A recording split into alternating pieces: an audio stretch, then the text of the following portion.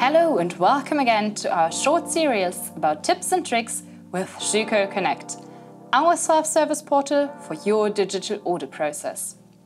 Today we will focus on the Schucal interface for ordering. You can order directly through Schucal, simply by clicking a button in order to export your output. You also have the option to divide between accessories and profiles.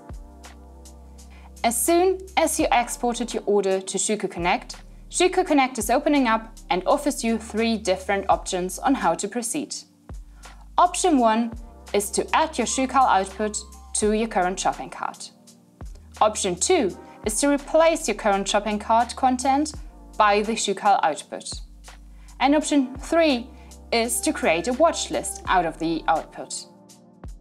I already talked about the watch lists in more detail in one of the previous videos of this series.